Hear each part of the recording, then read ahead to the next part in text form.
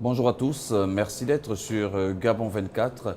Nous sommes ensemble dans le cadre de la 16e conférence ministérielle africaine sur l'environnement, une conférence qui se tient à Libreville au Gabon.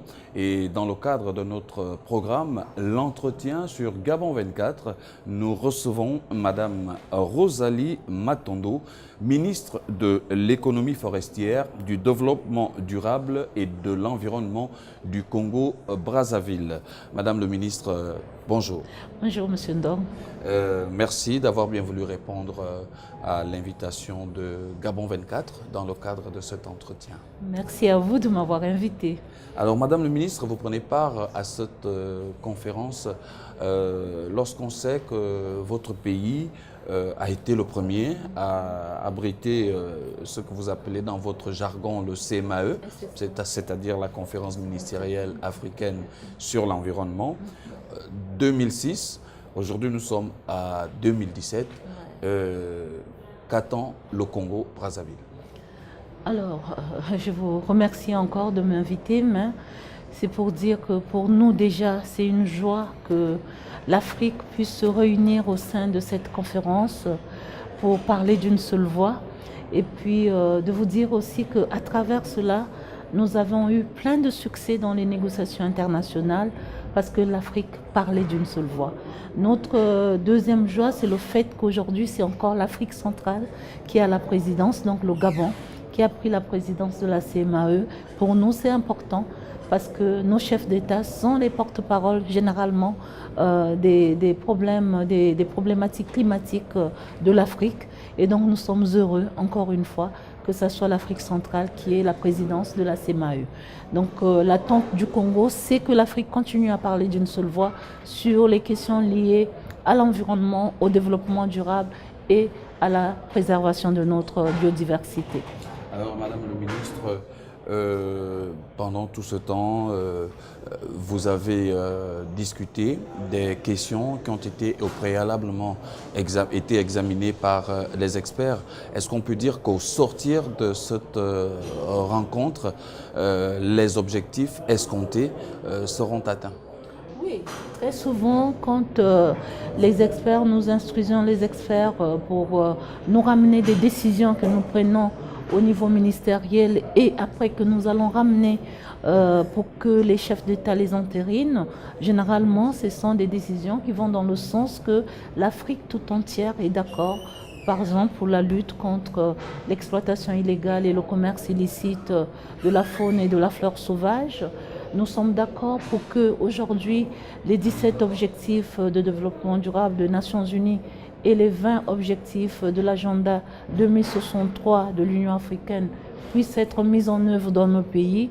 Nous voulons la lutte contre la pauvreté, nous voulons lutter contre les érosions, voilà un peu, et les produits chimiques dangereux, voilà un peu le sens de cette réunion aujourd'hui où les pays africains ont pris des engagements fermes contre ces fléaux qui font beaucoup de mal à notre continent, sachant que vous savez bien que l'Afrique est vulnérable à ces effets liés au changement climatique. Madame le ministre, votre pays brille par une initiative appelée Fonds Bleu. Est-ce que vous pouvez nous en parler? Oui, bien sûr, merci beaucoup. C'est donc l'idée qu'a eue notre président de la République, le chef de l'État, Denis Sassou Nguesso, à la COP22 à Marrakech, qui voulait réunir ses pairs, donc les pays, 12 pays du bassin du Congo, pour aujourd'hui regarder, faire une gestion intégrée des écosystèmes aquatiques. Et donc l'Afrique, à travers la COMIFAC, a beaucoup travaillé sur la gestion durable des forêts. Il était temps qu'on ait un regard sur les écosystèmes aquatiques afin de cibler les problèmes liés par exemple aux érosions, liées à l'exploitation pétrolière. Il y a des problèmes d'érosion, j'en parlais tout à l'heure. Il y a des problèmes de pêcherie. Il faut que nous puissions avoir les deux types de pêcherie qui se font ensemble, mais d'une façon bien gérée. il y a les pêcheries artisanales et les pêcheries industrielles. Et puis, nous avons aussi les eaux douces, les eaux continentales qui peuvent nourrir nos populations. Donc, il était temps que nous puissions avoir un regard sur ces écosystèmes qui ont été quelque peu négligés pour donner plus de l'importance à la gestion durable des forêts. Et donc, les 12 pays sont le Gabon déjà, je vais commencer par vous, la RDC, la Zambie, la Tanzanie, l'Angola, la Guinée équatoriale, la Centrafrique et le Tchad. Et donc, ce sont 12 pays qui vont de l'océan Indien vers l'océan Atlantique en passant par tous les cours d'eau que nous avons qui arrosent notre sous-région. Et aujourd'hui, où en êtes-vous?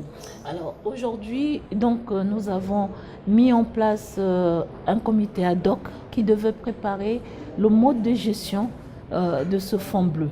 Et donc il y a des pays qui ont désigné les membres de ce comité ad hoc, ce sont des experts.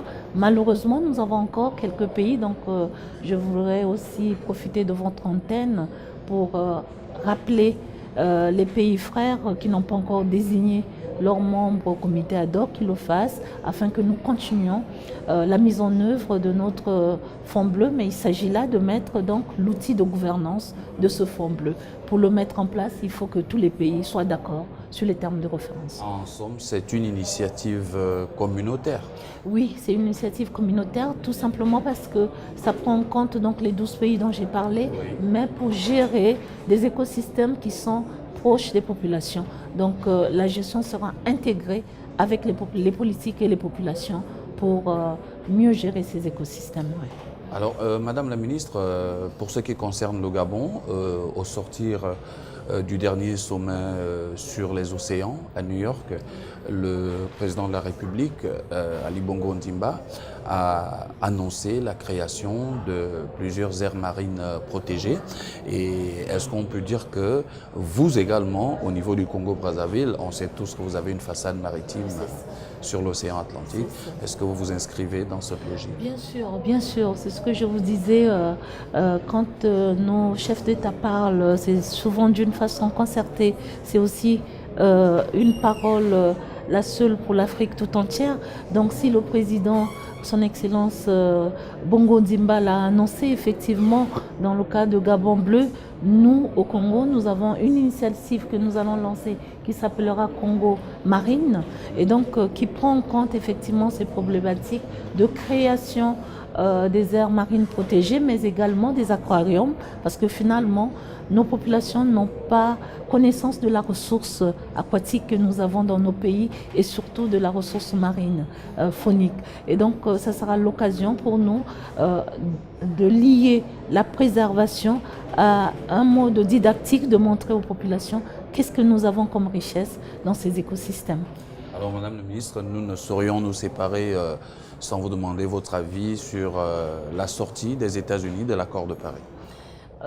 Écoutez, c'est un pays souverain, nous respectons leurs décisions, mais c'est avec beaucoup de regrets, parce que l'accord de Paris, c'était l'espoir de tout un peuple, de toute une planète.